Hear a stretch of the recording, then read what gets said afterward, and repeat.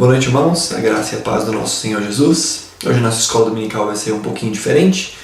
Pelo fato de não estar na cidade, nós vamos ter que fazer essa aula hoje através do telão, através do vídeo, né? Mas nós vamos continuar na sequência do texto que nós temos estudado, na verdade dos textos que nós temos estudado dentro desse assunto, na série que nós temos chamado de série Primeiros Passos, que tratam das doutrinas básicas da fé cristã. E temos falado de tantos assuntos que são necessários para a fundamentação da nossa fé, e iniciamos na semana passada o assunto sobre a nova vida. Antes dessa lição a gente estava falando um pouco a respeito da salvação, como é o processo da salvação, a participação do Salvador, como nós alcançamos a salvação, por assim dizer, como é que nós somos convencidos do pecado, da justiça, do juízo pela palavra de Deus. Então, arrependidos, clamamos ao Senhor e nós recebemos de Cristo essa salvação. A partir do momento da salvação, então, nós passamos a enxergar agora como é a vida dessa nova criatura, dessa nova criação. Por isso nós temos chamado essa série de Vida Nova. Esse estudo, essa lição, nós temos chamado a lição sobre vida nova ou nova vida, que é assim que nós vamos encontrar na palavra de Deus. Como falamos na semana passada, assim que nós iniciamos a caminhada cristã, ou na verdade a vida cristã, ela se inicia necessariamente após o arrependimento, o entendimento de que nós somos pecadores, o arrependimento da nossa condição de pecadores, o clamor pela intervenção de Deus nas nossas vidas através de Jesus Cristo, perdoando os nossos pecados. Então, a partir desse momento, nós começamos uma caminhada nova, uma caminhada de vida, que é chamada de a caminhada da fé. Em outros termos, nós encontramos na Bíblia a palavra regeneração, que fala a respeito de ser gerado novamente, e uma outra palavra que é muito comum na palavra de Deus a respeito desse momento de mudança na vida do cristão, que é chamado de um novo nascimento. Por isso, nova vida, novo nascimento. Até aqui nós falamos então sobre quais são os benefícios que vêm juntamente com a salvação, os benefícios que o cristão acaba tendo pelo fato de ser agora salvo. Deus nos dá não só a salvação no sentido de uma vida para além dessa vida que nós conhecemos, mas há também uma porção de benefícios que são benefícios espirituais. Em primeiro lugar, então, falando a respeito da nova criação, propriamente dito, como nós falamos na semana passada, o primeiro benefício que nós temos como sendo novas criaturas é que nós temos o perdão de todos os nossos pecados. Como falamos em Colossenses capítulo 2, versos 13 e 14, a palavra de Deus fala, o apóstolo Paulo dizendo aos irmãos da igreja de Colossos: quando vocês estavam mortos em pecados e na incircuncisão da sua carne, Deus os vivificou em Cristo. Ele nos perdoou todas as transgressões e cancelou a escrita de dívida que consistia em ordenanças e que nos era contrária. Ele a removeu pregando na cruz. Então Paulo está falando que em Cristo Jesus, mesmo em um outro momento, ele chama esse momento de na incircuncisão da sua carne, porque ele vinha falando a respeito disso, a respeito da forma judaica de entender a salvação, que era através dessa aliança, que pode-se dizer uma aliança local, uma aliança do povo, e que a partir desse momento então somente aquele grupo de pessoas, somente os israelitas é que poderiam de fato clamar a Deus e ser salvos. Então Paulo começa a construir todo um pensamento a respeito de que a salvação ela não repousa simplesmente no fato de você fazer parte de uma nação, mas de você estar em Cristo Jesus. E aí nesse caso não há judeu, não há gentil, todos os que estão em Cristo são de fato salvos. E Paulo então vai usar, entre outros argumentos ao longo de toda a carta de Colossenses, esse argumento que ele fala de que Cristo nos salvou, ou Deus nos deu vida, como ele fala no capítulo 2, verso 13. Deus nos deu vida quando estávamos mortos em nossos pecados e na incircuncisão da nossa carne. Ou seja, estávamos mortos pelos pecados e sequer, e ele está falando com a igreja em Colossos, que era uma igreja majoritariamente gentílica, cheia de gentios, e ele fala, e ainda na incircuncisão da carne. Nem judeus vocês eram. Ele diz, mas Deus os vivificou com Cristo, e fez isso também perdoando todas as suas transgressões e cancelando a escrita de dívida. Então, como nova criação, nós temos todos os nossos pecados perdoados e também, como o próprio tema, o subtítulo que nós temos tratado fala, nós nos tornamos novas criaturas. O texto muito conhecido de 2 Coríntios capítulo 5, verso 17, diz que se alguém está em Cristo, é uma nova criatura, ou como traz a NVI, é uma nova criação. As coisas antigas passaram e se fizeram novas todas as coisas. Ainda que vimos na semana passada, como nova criatura, nós temos agora a capacidade de perceber e de entrar no reino de Deus. Somente aquele que nasce de novo pode perceber e entrar no reino de Deus. Essas são as palavras de Jesus a Nicodemos, em João capítulo 3. Jesus diz a Nicodemos, no capítulo 3, versos 3 até o 5, ele diz: digo a verdade que ninguém pode ver o reino de Deus se não nascer de novo. E mais à frente, lá no versículo 5, ele vai dizer: digo a verdade, ninguém pode entrar no reino de Deus se não nascer da água e do Espírito. Aqui a conexão de água e Espírito, algo que para o ouvinte ali era algo até que familiar, porque falar a respeito de nascer da água se conectava com o batismo de João Batista, que era o batismo do arrependimento. Então Jesus diz, não basta apenas o arrependimento, mas é necessário nascer do Espírito. E esse nascer do Espírito é uma obra de Deus, que acontece através também do arrependimento. Uma vez que se arrepende e clama-se em Cristo a salvação, a transformação de vida, a mudança e o perdão dos pecados, então aí nasce-se da água e do Espírito. A água, ela aponta para o batismo, mas ela fala muito além do batismo. Ela fala do arrependimento, porque era isso que era o batismo de João Batista. João Batista pregava o arrependimento e aqueles que se arrependiam passavam pelas águas do batismo. Então, a conexão do batismo com o arrependimento fica muito clara aos ouvintes que já conheciam João Batista. E no Evangelho de João faz questão de mencionar como é que era esse processo de João Batista. João Batista como aquele que clamava, ele mesmo se diz, a voz que clama no deserto. Então João Batista dizia às pessoas, olha, vai vir alguém que vai batizar vocês com o Espírito Santo. Eu vos batizo com água, mas virá aquele que os batizará com o Espírito Santo. Então Jesus está falando, olha, para que você possa ver o reino de Deus e para que você possa entrar no reino de Deus, é necessário nascer da água e do Espírito, arrependimento e a vida em Cristo Jesus. E essa pessoa que nasce no reino de Deus, ela entende que o reino de Deus não é esta terra, que esta terra ela está dentro desse cosmos, desse reino de Deus mais amplo, mas o reino de Deus ele é muito maior do que simplesmente essa realidade que nós conectamos.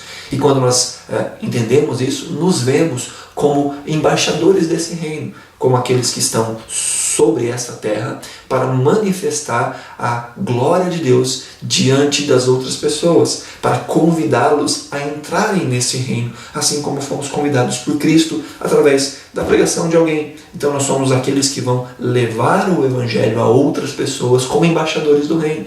A sequência do texto de 2 Coríntios capítulo 5, o apóstolo Paulo vai falar a respeito disso, que nós somos chamados de embaixadores. Nós recebemos de Deus o ministério da reconciliação, como se Deus, por intermédio de nós, estivesse dizendo, reconciliem-se com Deus. Paulo fala isso em 2 Coríntios capítulo 5, do verso 18 em diante. Somos chamados de embaixadores de Cristo. Então, isso tudo nós vimos na semana passada e a partir de então começamos a ver o assunto de hoje. O assunto de hoje parte agora a respeito de um novo relacionamento com Deus. Enquanto que na semana passada falamos de sermos nova criatura, agora um outro benefício de sermos uma coisa diferente, uma criatura diferente, uma nova forma de enxergar e de ser um servo de Deus ou de ser um filho de Deus, uma nova forma de experimentar a realidade da criação. Agora nós também falamos a respeito de um novo relacionamento com Deus. Em primeiro lugar, esse relacionamento com Deus é diferente porque nós fomos justificados em Cristo. E agora nós temos um relacionamento que a Bíblia fala que é um relacionamento de paz com Deus. O texto de Romanos capítulo 5, verso 1 diz o seguinte: tendo sido, pois, justificados pela fé, temos paz com Deus por nosso Senhor Jesus Cristo. Note que o texto não fala temos a paz de Deus. Fala nós temos a paz com Deus. Nós vemos esses dois tipos de relacionamentos ou duas formas de mencionar a paz no Novo Testamento, até mesmo nos escritos do apóstolo Paulo. A paz de Deus e a paz com Deus. Por exemplo, quando Paulo fala em Filipenses capítulo 4, para nós não andarmos ansiosos, Filipenses 4:17, não andeis ansiosos por coisa alguma, antes pela oração e súplica, com ações de graças, apresentem os vossos pedidos a Deus. E a sequência do texto ele diz: e a paz de Deus, que excede todo entendimento, guardará o vosso coração e a vossa mente em Cristo Jesus. No texto de Filipenses 4, Paulo fala sobre a paz de Deus, que tem a ver com algo interior, tem a ver com um sentido, um sentir-se. Fala de uma paz que ela é uma paz subjetiva, uma paz que ela é uma paz sentimental, por assim dizer. É a ausência de conflito interior. Mas o texto de Romanos capítulo 5 que nós estamos vendo aqui, que tendo sido justificados pela fé temos paz com Deus, fala da paz, ausência de guerra com Deus. Como nós temos falado em outros momentos, nós temos por natureza um relacionamento de guerra com Deus. A Bíblia vai nos dizer que nós somos por natureza inimigos de Deus. Mas uma vez que arrependidos, tendo nascido de novo, nós somos uma nova criatura, ou somos novas criaturas, falando a respeito de todos nós vamos ver que essa nova criatura é alguém que é criada por Deus, agora não mais como um inimigo. Ele é restaurado em uma posição de amizade para com Deus. É uma amizade que tira a guerra e promove a paz com Deus. Nós não estamos mais em guerra com Deus. E mais importante de tudo, Deus não está em guerra conosco. Imagina só ser resistido pelo próprio Deus, próprio Criador de todas as coisas. Essa é a posição daqueles que não conhecem a Cristo ou que ainda não entregaram de fato as suas vidas a Cristo. São por natureza inimigos de Deus. E é uma luta perdida. Como pode-se ser inimigo de Deus? Mais uma vez que nós nascemos de novo, nós temos agora esse status de termos paz com Deus. Agora nós somos amigos de Deus, já não há mais guerra para com Deus. Esse é mais um dos benefícios do fato de sermos uma nova criatura, de sermos salvos. Dentro desse novo relacionamento com Deus, como falamos, fomos justificados e agora temos um relacionamento de paz com Deus. Mas não só isso, nós também já não somos mais estranhos às promessas de Deus. Porque agora nós passamos a ser membros da família de Deus.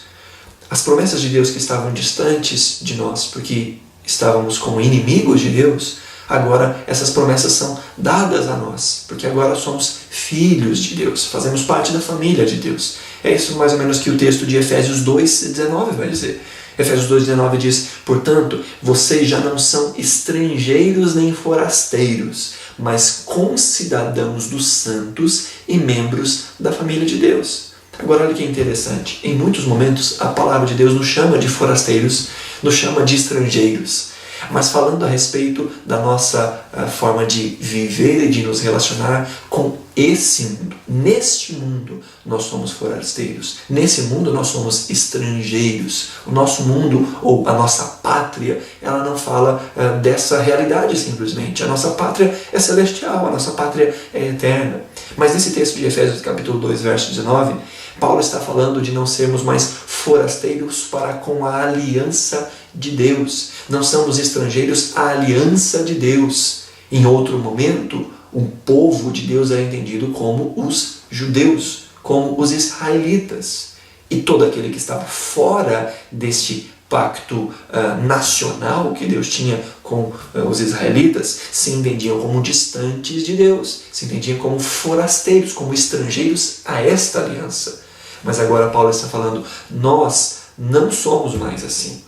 Ele diz: vocês já não são estrangeiros nem forasteiros. Ao contrário, vocês são concidadãos dos santos, ou seja, cidadãos juntamente com os santos e membros da família de Deus. Esse texto fala muito a respeito de nós, porque Paulo está escrevendo para cristãos que têm uma vida ou que têm uma origem que não é uma origem judaica. São gentios, assim como nós. Acredito que, se não todos, a maioria de nós não tem qualquer descendência ou ascendência judaica. Então Paulo fala: olha, mesmo vocês não fazendo parte desse povo nacional israelita, por causa de Cristo, vocês são concidadãos com os santos. Vocês agora são, como diz a sequência do versículo 19, são membros da família de Deus. Isso é maravilhoso. Quando nós entendemos que a nova vida não é simplesmente um conserto daquilo que estava errado antes. Não é simplesmente pegar aquele homem morto, aquela mulher morta e simplesmente dar a ela vida, mas é uma vida completamente diferente. É uma vida agora de alguém que é filho de Deus. Não foi só tirado de uma posição de pecado, não foi só perdoado os seus pecados, mas foi conferido um status de alguém que faz parte da família de Deus. Então, nós fazemos parte da família de Deus porque nós nos tornamos filhos de Deus. E o texto é um texto que você conhece muito bem, João capítulo 1, verso 12, que diz que todos os que recebem a Cristo, lhes é dado o poder ou o direito de serem feitos filhos de Deus. Quando nós olhamos para essa realidade, nós vemos esse poder de Deus sendo exercido em nós. Nós deveríamos ficar alegres, nós deveríamos entender que esse é o maior milagre que poderia acontecer. O fato de que antes éramos inimigos de Deus, agora já não somos mais inimigos de Deus. Antes nós estávamos em guerra com Deus, agora há paz com Deus. Antes nós éramos estrangeiros à promessa e às alianças do Senhor, agora nós somos mais estrangeiros, somos concidadãos dos santos. Somos membros da família, somos filhos de Deus. E quando nós vemos isso, nós vemos o ensino, essa palavra de direito aqui, usada em João capítulo 1, verso 12. Essa palavra fala de autoridade. É a mesma palavra que é traduzida no grego, lá em Marcos capítulo 1, verso 22, quando Jesus está ensinando as pessoas. O texto diz que as pessoas ficavam admiradas do ensino de Jesus, porque ele ensinava como quem tem autoridade e não como os mestres da lei, não como os escribas. E essa palavra que é traduzida lá em Marcos capítulo 1, verso 22, ele ensinava como alguém que tem autoridade, é a mesma palavra que é usada aqui em João capítulo 1, verso 12, dizendo que todos aqueles que recebem a Cristo, lhes é dado o direito ou a autoridade de se tornarem filhos de Deus. É alguém que agora tem isso como algo natural, o direito de ser filho de Deus, uma autoridade de poder dizer: eu sou um filho de Deus. É isso que a graça de Deus nos concede através do novo nascimento. E além desse novo relacionamento com Deus, nós também temos uma nova relação de liberdade. Não só somos uma nova criatura, uma nova criação, não só temos um novo relacionamento com Deus, mas há também agora uma nova liberdade, uma forma de viver livre que nunca experimentamos antes. O primeiro aspecto dessa liberdade, ela fala de uma liberdade para com o pecado. Anteriormente nós éramos, como a Bíblia vai dizer, nós éramos escravos do pecado. O pecado é algo que aprisiona o ser humano. De certa forma que todos aqueles que não nasceram de novo estão numa condição que nós dizemos que é uma condição de que não podem não pecar. Essa é a postura ou a posição de todos aqueles que não nasceram de novo. Se nós imaginarmos um pouco os tempos da vida da humanidade, nós vamos ver, por exemplo, lá em Adão, Deus cria Adão e Adão pode pecar.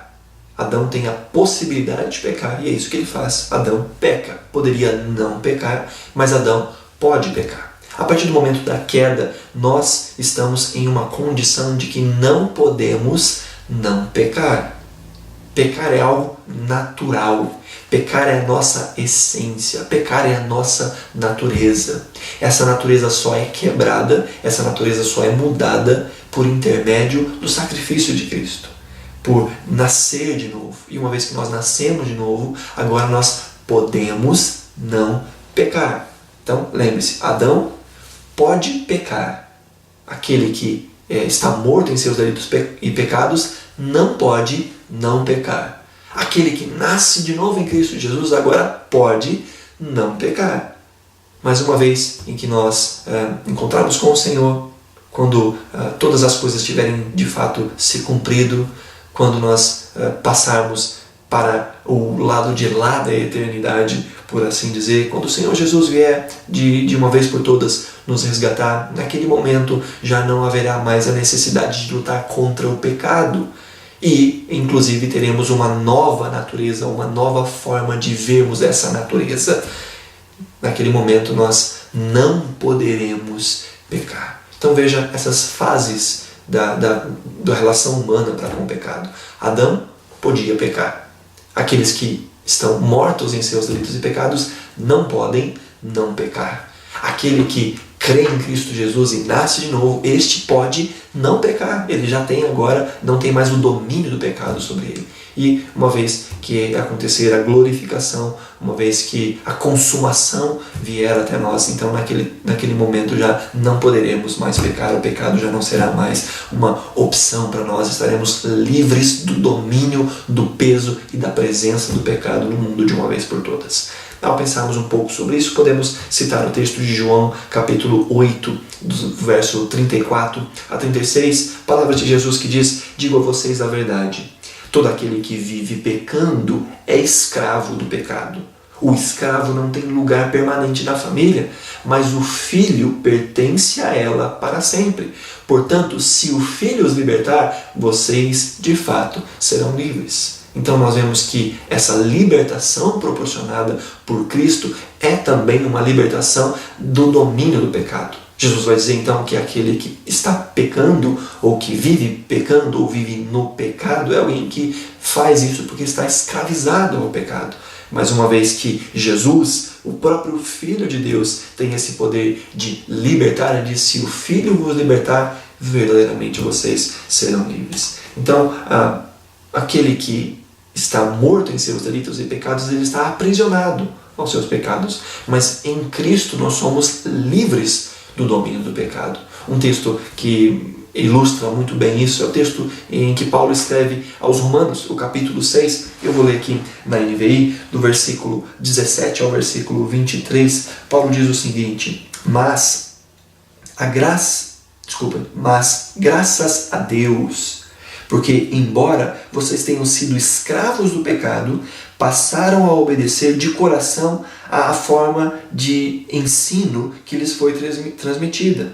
Vocês foram libertados do pecado e tornaram-se escravos da justiça. Falo isso em termos humanos, por causa das suas limitações humanas. Assim como vocês ofereceram os membros do seu corpo em escravidão à impureza e à maldade que leva à maldade, olha, ele fala da maldade que leva à maldade. Ofereçam-nos agora em escravidão à justiça que leva à santidade. Quando vocês eram escravos do pecado, estavam livres da justiça. Que fruto colheram, então, das coisas das quais agora vocês se envergonham? O fim delas é a morte. Mas agora que vocês foram libertados do pecado e se tornaram escravos de Deus, o fruto que colhem leva à santidade. E o seu fim é a vida eterna, pois o salário do pecado é a morte, mas o dom gratuito de Deus é a vida eterna em Cristo Jesus, o nosso Senhor. Note que Paulo então está fazendo uma jogada aqui para poder explicar esse conceito que ele está dando. Ele fala: olha, antes vocês estavam escravizados pelo pecado. E quando vocês estavam escravizados pelo pecado, vocês estavam distantes da justiça. Antes, vocês então entregavam os vossos corpos, entregavam a vossa vida a esse domínio, entregavam-se completamente ao pecado. Era algo natural. Ele diz, mas agora vocês já não são mais escravos do pecado, mas agora vocês são escravos de Cristo, ou escravos da justiça, ou servos da justiça. O que ele está dizendo com isso? Olha, antes vocês eram dominados por uma forma de vida, que era uma forma de vida pecaminosa. Mas agora, se vocês nasceram de novo de fato, a vida de vocês deve ser dominada por Cristo. É Cristo quem tem que dominar a vida de vocês. E então ele vai usar como argumento, olha, antes vocês usavam os membros dos vossos corpos, vocês usavam a vida de vocês para dar vazão a essa escravidão. Olha o que ele fala no versículo 19. Falo isso em termos humanos, por causa das suas limitações. Paulo fala assim, eu estou fazendo essa comparação para que vocês possam entender, porque existem limitações no nosso entendimento. A sequência ele diz, assim como vocês ofereceram os membros do seu corpo em escravidão à impureza e à maldade, que leva à maldade, ofereçam também, ou ofereçam agora, em escravidão, à justiça que leva à santidade. Ou seja, da mesma forma que antes vocês se entregavam com toda a força ao pecado, porque fazia parte da natureza de vocês, agora que vocês nasceram de novo, se entreguem a Cristo, se entreguem a essa nova vida que leva à santidade, se entreguem a essa justiça de Deus que leva à santidade. O verso 20 diz, quando vocês eram escravos do pecado, estavam livres da justiça. A ideia de livres aqui não é alguém que é livre de fato, mas alguém que está longe, que não tem qualquer tipo de relacionamento com a justiça. Aí o verso 21, que fruto colheram então das coisas das quais agora vocês se envergonham? Olha, quando vocês estavam escravizados no pecado, vocês estavam longe da justiça, e que fruto vocês colheram disso? Vocês até se envergonham dessas coisas agora, mas ele continua dizendo, o fim delas é a morte. Mas agora, verso 22, mas agora que vocês foram libertados do pecado e se tornaram escravos de Deus, o fruto que colhem leva à santidade, e o fim é a vida eterna. Paulo está mostrando então o privilégio que nós temos de agora sermos servos de Deus, porque antes as coisas que nos escravizavam, as coisas que a nossa natureza desejava, eram coisas que conduziam a situações das quais hoje nós podemos até mesmo nos envergonhar. Mas ainda assim, naquela época, fazíamos de toda a nossa vontade, com toda a nossa força. Então Paulo fala da mesma forma, entregue-se completamente a essa nova vida, entregue-se completamente a essa justiça, porque enquanto aquela forma de viver levava à vergonha ou levava à morte, esta nova forma de viver dos filhos de Deus conduz à santidade e gera vida. Aí então ele vai citar aquele texto que nós conhecemos muito, que é Romanos 6, verso 23, ele diz, pois o salário do pecado é a morte, mas o dom gratuito de Deus é a vida eterna em Cristo Jesus, o nosso Senhor. Paulo fala que antes éramos escravos do pecado, mas agora nós estamos livres desse domínio do pecado e somos agora escravos de Cristo, somos servos de Cristo.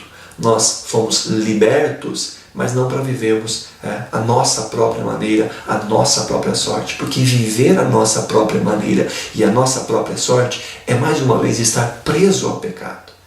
Nós não temos como posso dizer, a liberdade, por assim dizer, de caminharmos simplesmente sozinhos. Nós sempre estaremos subordinados a alguém. E aquele que não está subordinado a Cristo está necessariamente subordinado ao pecado e ao diabo. Por isso, a boa notícia, a boa nova é: vocês não estão mais presos ao pecado. O pecado já não os domina mais. Isso não quer dizer que nós agora somos completamente sem pecado, que nós nunca mais teremos qualquer dificuldade de encararmos a vida ou de lutarmos contra o pecado. Vai ser sempre muito fácil. Não é isso que o texto quer dizer. Quer dizer que agora o pecado não nos domina mais. Nós agora podemos não pecar. E como podemos não pecar? Se nós estamos fortalecendo a nossa vida em Cristo Jesus. Se nós estamos conhecendo a palavra de Deus. Se nós estamos desenvolvendo uma espiritualidade em adoração, em oração, nos aproximando de Deus. tendo envolvimento com a comunidade da fé, tendo irmãos que oram conosco, que nos aconselham, que nos ajudam. Assim nós podemos cada vez mais vencer o pecado, porque o pecado já não tem mais esse domínio sobre nós. Agora o nosso domínio, ou a nossa vida, deve estar sob o domínio de Cristo, sob o domínio de Deus. Isso que deve ser, assim deve ser a nossa vida. E a nossa forma de nos entregarmos, é o que Paulo deixa isso bem claro. Olha, antes vocês estavam presos e usavam o corpo de vocês, usavam a vida, os membros, tudo que vocês eram, vocês usavam de uma forma tão completa para o pecado.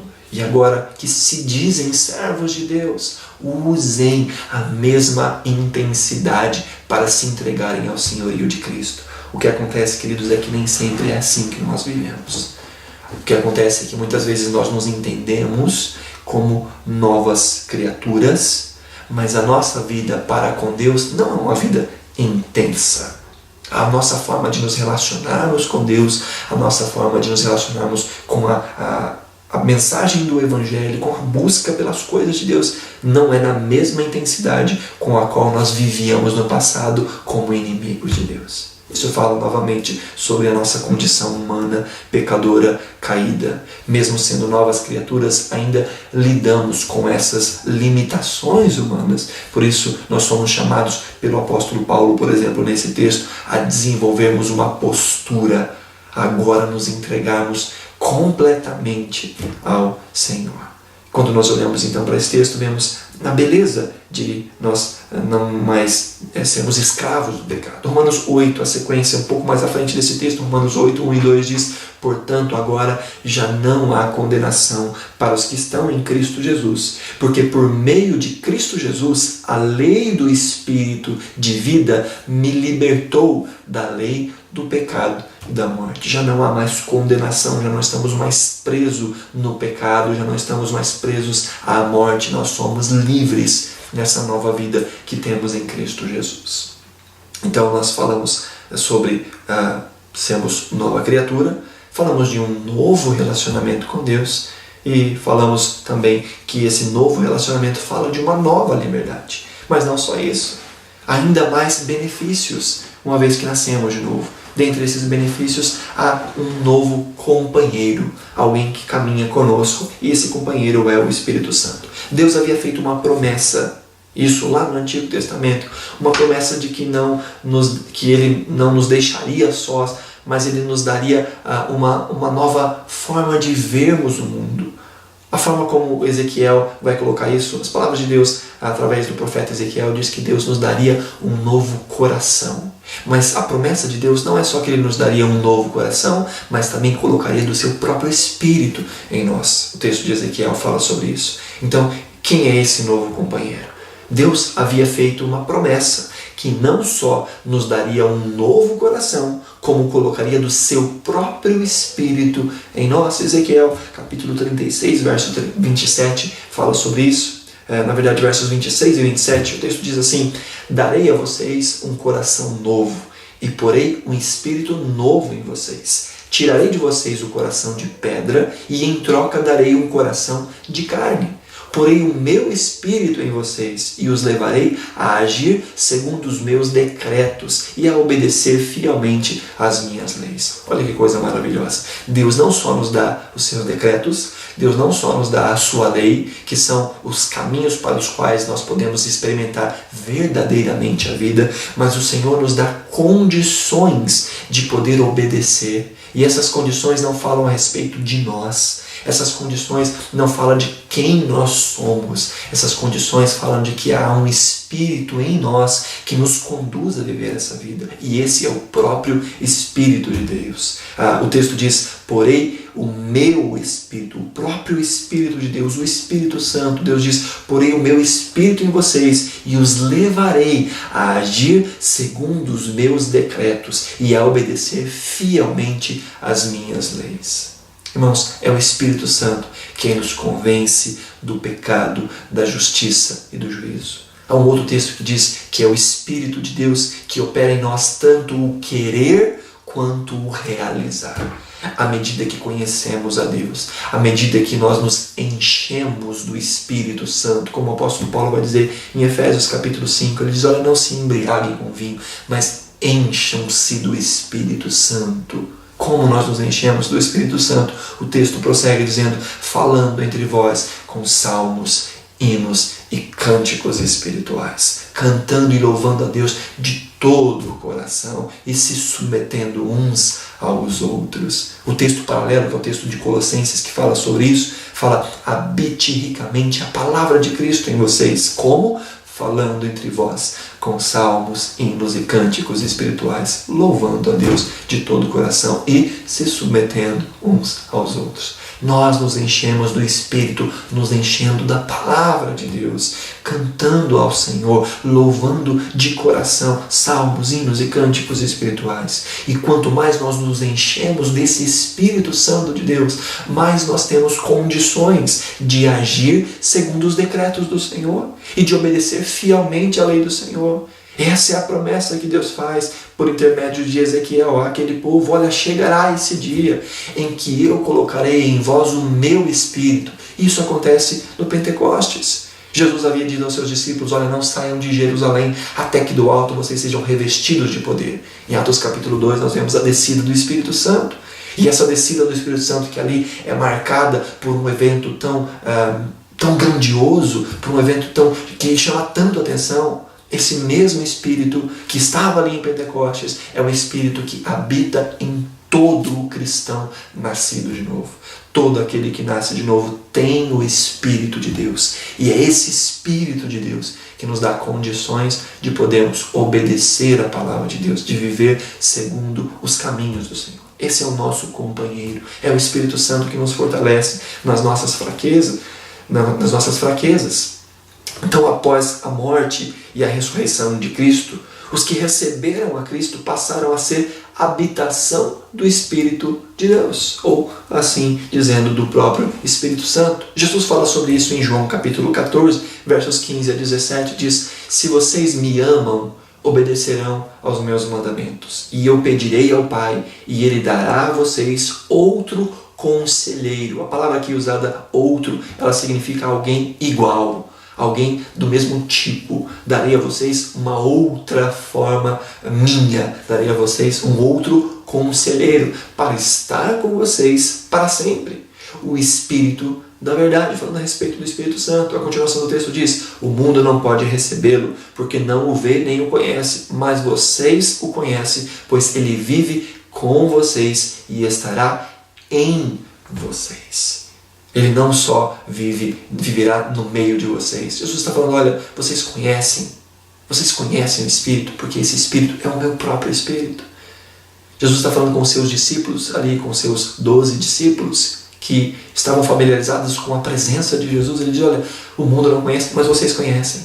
Porque Ele está agora com vocês, falando a respeito de si mesmo. E Ele estará em vocês. O Espírito de Cristo, o próprio Espírito de Deus, é o Espírito que hoje está sobre os filhos, na verdade, dentro dos filhos de Deus. A mesma unção está na Igreja de Cristo, está entre todos os cristãos lavados e remidos no sangue de Jesus. Todos nós temos esse novo companheiro, que não só está conosco, mas está em nós, em todo o tempo. Esse novo companheiro, que é o Espírito Santo, ele nos revela a palavra de Deus. E ele que nos dá forças para resistir ao pecado e até mesmo nos ajuda a orar. Como vimos, o Espírito Santo, o Espírito prometido por Deus, é aquele que nos daria condições de obedecer aos estatutos de Deus. Não só isso, é Ele que nos convence do pecado, da justiça e do juízo. Não só isso, mas Ele também nos auxilia nas nossas fraquezas e inclusive ora e intercede por nós. Olha o que diz João capítulo 14, verso 26, na continuação daquele texto que acabamos de citar. Jesus fala, mas o Conselheiro, o Espírito Santo, que o Pai enviará em meu nome, ensinará a vocês todas as coisas e fará vocês lembrarem tudo o que eu disse. O Espírito Santo nos ensina a vontade de Deus. O Espírito Santo nos revela a vontade de Deus. E o Espírito Santo nos faz lembrar tudo aquilo que o Senhor nos ensinou. Agora, aquilo que eu sempre falo, Como é que nós vamos lembrar algo que nós não conhecemos? À medida que nos enchemos da palavra, o Espírito Santo usará essa palavra da qual nós estamos nos enchendo e nos fará lembrar de tudo aquilo que o Senhor nos tem ensinado. Romanos capítulo 8, verso 26 diz: da mesma forma, o Espírito Santo, nos ajuda em nossa fraqueza, pois não sabemos como orar, mas o próprio Espírito intercede por nós com gemidos inexprimíveis. O próprio Espírito de Deus intercede por nós. Ele ora em nosso favor, Ele ora por nós. Agora nós vamos para a parte do questionário. Todas as lições que nós temos tratado têm ao seu final um pequeno questionário para que assim que você estiver ensinando alguém, passando essa lição para frente, você possa deixar com que a pessoa mesmo leia o texto e responda as questões. A primeira pergunta que nós encontramos no questionário, a pergunta de número 1, ela diz: qual é o domínio do pecado sobre a vida daquele que recebe o Evangelho? E Romanos 8, 1 a 2, que é o texto básico, vai dizer: portanto, agora já não há condenação para os que estão em Cristo Jesus, porque por meio de Cristo Jesus, a lei do Espírito de vida me libertou da lei do pecado e da morte. Então a posição de alguém que nasce de novo agora é uma posição de liberdade diante do pecado. O pecado já não lhe aprisiona mais, já não há o domínio do pecado, porque a lei do Espírito e da vida nos libertou da lei do pecado e da morte. A pergunta de número 2 diz: qual é a identidade daqueles que recebem a Cristo? O texto de João 1, verso 12 diz: contudo, aos que o receberam, aos que creram em seu nome, deu-lhes o direito de se tornarem filhos de Deus. Então, qual é a identidade daqueles que recebem a Cristo? O texto deixa isso muito claro. Eles são feitos, recebem o poder, o direito, a autoridade de se tornarem filhos de Deus. A pergunta 3 diz: qual o direito que alguém que faz parte da família de Deus recebe? Qual é esse direito? O que os filhos de Deus ainda recebem? Olha que texto maravilhoso. Romanos 8,17 diz: se somos filhos, então somos herdeiros. Herdeiros de Deus e co-herdeiros, ou seja, co-herdeiros com Cristo. Se de fato participamos dos seus sofrimentos, para que também participemos da sua glória. Nós somos feitos filhos de Deus e inclusive temos direito à herança. A mesma herança de Cristo Jesus. Porque somos herdeiros com Cristo Jesus. Somos herdeiros juntamente com Cristo Jesus. Então qual o direito que alguém tem, ou que alguém que faz parte da família de Deus recebe? O direito à herança. Nós recebemos esse direito, o direito à herança. A pergunta 4 diz: aquele que nasce de Deus tem que postura diante do pecado? E o texto de 1 de João, capítulo 3, verso 9 diz: todo aquele que é nascido de Deus não pratica o pecado, porque a semente de Deus permanece nele. Ele não pode estar no pecado, porque é nascido de Deus. Agora essa pergunta é uma pergunta interessante. Como assim nós não estamos mais na prática do pecado? Aquele que é nascido de Deus não pratica o pecado. A ideia aqui não é simplesmente de não pecar, é alguém que não vive na prática, ou seja, que o pecado ou o praticar o pecado não é o seu estilo de vida, não é algo agora do qual ele se apega. O pecado passa a ser agora um incômodo na vida deste que nasceu de novo. Então aquele que nasce de novo tem diante do pecado qual postura? A postura de vencer o pecado, de evitar o pecado, de lutar contra o pecado. É isso que nós devemos fazer, é sobre isso que a pergunta fala, porque a semente de Deus permanece em nós, ou permanece nele, como diz o texto. Então ele não pode estar no pecado, porque ele nasceu de Deus, não pode continuar a mesma forma de vida, ele tem que lutar contra o pecado, porque essa deve ser a postura daquele que nasceu de novo.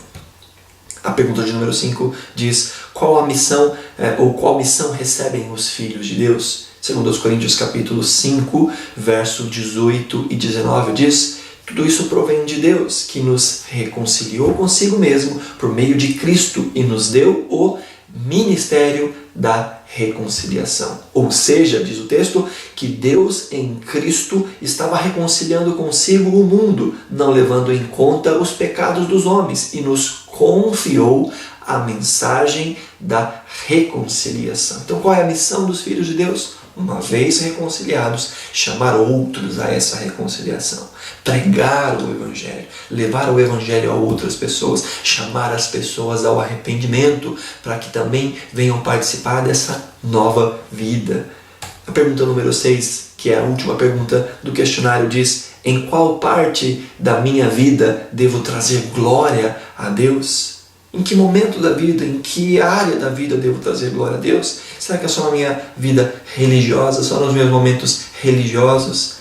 O texto de 1 Coríntios capítulo 10, verso 31, Paulo estava ali falando a respeito de como é que os cristãos deveriam se portar diante da comida, que naquela época era uma comida que em alguns casos era oferecida a ídolos. O que acontecia? Os açougues daquela época, por exemplo, por assim dizer, Corinto era uma cidade muito idólatra, com vários templos. Então, haviam sacrifícios contínuos naquela cidade. E esses sacrifícios, então, os animais eram levados para serem sacrificados a ídolos. Parte desse sacrifício ficava como uma oferta e outra parte era levado para ser vendido nos mercados, para ser vendido às pessoas para consumir. Então havia um grupo de pessoas que diziam: nós nunca comeremos dessa carne porque essa carne foi sacrificada a ídolo. Havia um outro grupo de pessoas que dizia: não, se a gente agradecer ao Senhor, se a gente orar por essa carne, o problema não é o que entra pela boca, como disse Jesus, o problema é o que sai. Então nós temos a consciência de que nós podemos comer essa carne porque Deus a purifica. Não existem outros deuses, só existe um Deus. Então não há um problema em comer essa carne. Mas Paulo fala: olha, tome cuidado com o que você faz. Porque se você chegar na casa de alguém e alguém não lhe disser que aquela carne é uma carne que foi oferecida a ídolos, coma. Mas se alguém disser para você que essa carne foi oferecida a ídolos, não coma, por causa da consciência. Não a sua consciência, mas a consciência do outro, para que o outro não se escandalize. Então Paulo, após explicar isso sobre o exercício da liberdade, para que não escandalize ao irmão, Paulo diz o seguinte em 1 Coríntios capítulo 10, verso 31.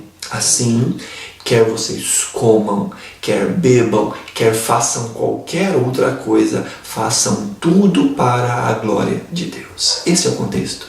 Há uma forma até mesmo de comer, até de se alimentar, até de exercer a nossa liberdade que traz glória a Deus, mas há uma forma de fazermos essas coisas que não traz glória a Deus. É quando nós usamos a nossa liberdade para escandalizar o próximo, para escandalizar ao nosso irmão. Então Paulo fala: olha, tudo que vocês fizerem, até mesmo comer, beber ou qualquer outra coisa, façam para a glória de Deus. Então a pergunta número 6, em qual parte da vida devo trazer glória a Deus? A resposta é: em tudo, até mesmo no comer, no beber ou fazer qualquer outra coisa. Encerramos aqui então essa lição, a lição Vida Nova. Na semana que vem traremos um novo assunto, vamos dar continuidade a essa série de exposições, série de estudos, que você possa estar conosco também. Que Deus abençoe a todos, que vocês tenham um excelente culto logo mais, que Deus abençoe a vida de cada um, que o Senhor fale ao seu coração também através da sua palavra a ser ministrada no culto, as canções, as orações. Que Deus te abençoe em nome de Jesus. Até mais. Não se esqueça, todas as quintas-feiras, aqui em Capanema, às quartas-feiras em Planalto, às 20 horas, nós temos uma série de estudos sobre os milagres de Jesus. Faltam 2 milagres para a gente terminar essa série de exposições no livro de João. Se você puder estar conosco, será muito bem-vindo. Deus te abençoe, em nome de Jesus. Até mais.